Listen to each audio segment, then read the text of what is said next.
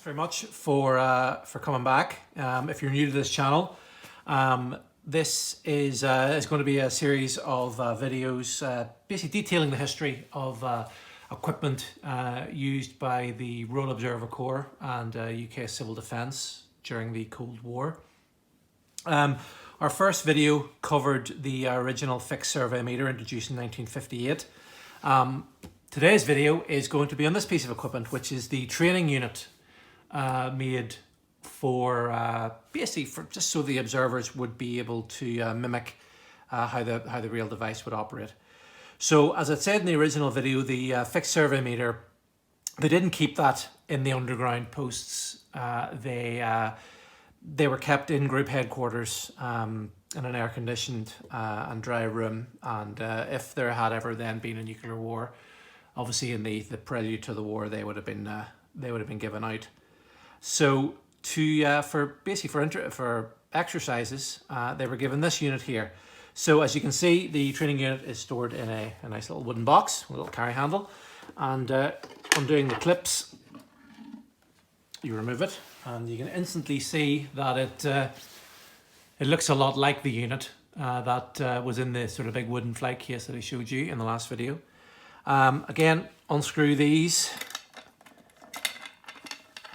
and we have the unit. In the top of the unit, in the thing, we have this little winding key, and that does actually play an important role because this unit is clockwork. So there's a hole in the side, the winding key goes in the side, and I will wind it up in a minute, but I'll just go over the basic functions. So again, like the real unit, it's measured in -1 to 500 Roentgen. And yes, same joke, it does have, there's 3.6 right there, because I'm sure we'll get that in the comments. So basic operation again, we obviously have these battery test buttons, and all that is literally controlling that rod. So it just mimics the battery test, but there is no battery inside this. It's all the clockwork mechanism. Now, to get your different readings, it's very, very clever how this works. Taking off this front cover, which would be the battery access cover on the real working unit. Inside is this little roller. And in fact, we do have inside the real case, we do have one here. So I'll show you. And I just simply, I'm pretty sure it's aluminium. I think it's aircraft aluminium because it's very, very light. But we have this little spindle. And how that works is there's an acetate trace, similar to an overhead projector. And the acetate trace is cut in such a way that as there's a little needle inside there, so as this trace runs through, a tiny little needle hits that, and as it hits that little ridge, it pushes the hand on the face upwards. So as it hits the high peaks and the low peaks, and you can see this straight one, that is obviously for a period of very, very slightly increasing radiation. The lines are there for a reason. I'll explain that in a second. But you can see that this piece was designed for INTEX 87. So INTEX stands for International Exercise, so that's a large NATO exercise. And in 1987, I'm not entirely sure. Oh, actually, yes, it's Channel Islands 14. This, similar to my other piece of equipment, it came from Guernsey Civil Defence. So this is Channel Islands and Post 14 or Group 14.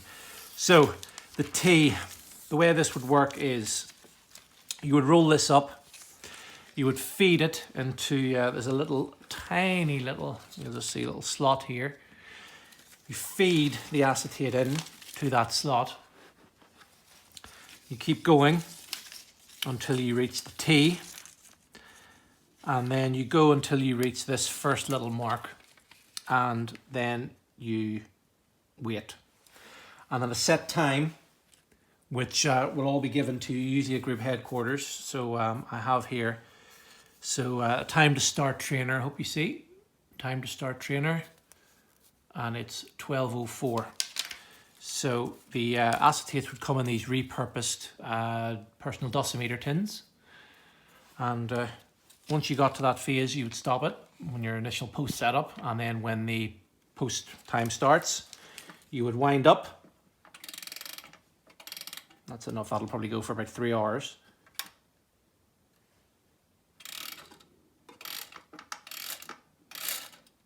There we go. There's the clockwork mechanism sufficiently tightened. And that is on and running now.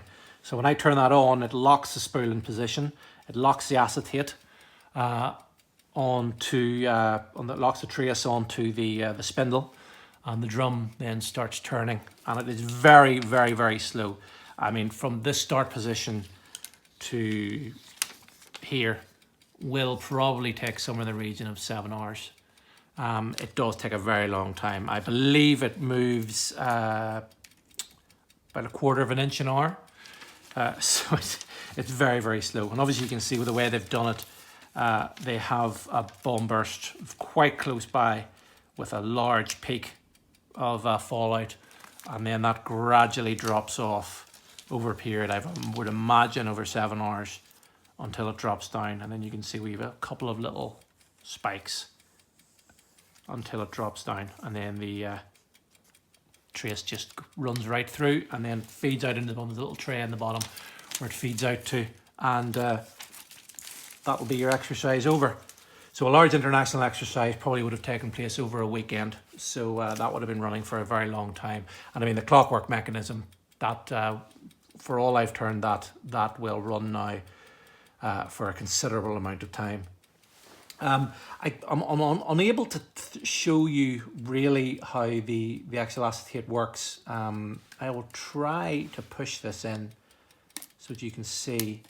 You can sort of see there as I move this, you can see the needle move, and there is a very, very small little reed in there that's obviously just pushing that needle up. Very, very effective. Obviously no batteries required.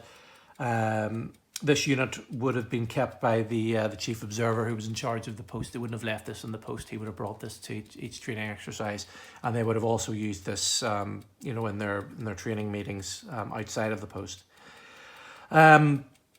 Again, this is another very rare item. Most museums actually have this rather than the one I showed you in the first video, the real working one that would have picked up real radiation. Mostly these survive more because effectively they used this more. So a lot of observers possibly would have had this still at home when the Royal Observer Corps, you know, either was stood down or when they switched over to the new PDR M82F.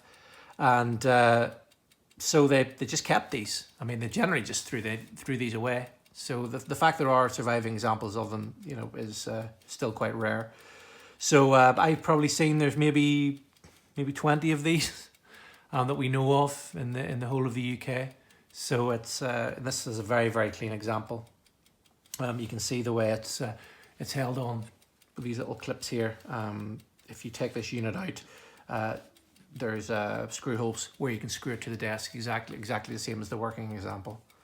But yeah, another lovely little item. That still works absolutely perfectly. I mean, again, this was introduced in 1958. Still works as good as the day it was made, again by the Evo company. And I love it. I think this and the original, the working example, are two of my favorite items, just for the aesthetics alone. You know, it's proper old school, Cold War. But yeah, there's nothing really. You know, there's no real interesting stories behind it, but it's one of the sort of the main pieces of original old style equipment that the Royal Observer Corps would have used. I do have a friend of mine has done a sort of a time-lapse video of one of these working, and you can see the radiation. So I'll include that in the link below so that you can have a look. Our next video, again, will be up next week. I would imagine I'm going to move on now to the later style fixed survey meter, and the later style trainer. So the first video will be of the newer style fixed survey meter, and then the video after that will be the training unit. That's the way I'll do it. I'll do the working unit and then the training unit. And then hopefully in a month or so, I'll bring you all out to and show you my bunker, and you can have a look at my nuclear bunker. Now, I'm not a prepper or anything like that there. This isn't a prepping channel, but the Surviving the Apocalypse channel name is more down to how the UK would have hopefully survived in a nuclear apocalypse in some way, shape or form. I don't think we would have all survived, but yeah, hopefully you'll find everything interesting that I'm going to be discussing in all the videos that are coming up. If there's anything anybody wants to see, just drop a question in the comments, and I'll do my best to try to sort you out. There'll be no monetization on this channel, as I said last time. eBay might drop, or YouTube might drop ads in. I'm not sure if that'll happen or not. I don't think I have enough viewers, but there'll be no Patreon or anything like that there. I'll never be doing any paid promotions or anything like that. This is all for fun. This is all my own collection, and it's hopefully just to sort out a couple of common misconceptions about radiation and about the Royal Observer Corps and the equipment they would have used. There's a few channels out there, exploration channels, that constantly get stuff wrong, and this will hopefully correct that, and hopefully I won't get anything wrong.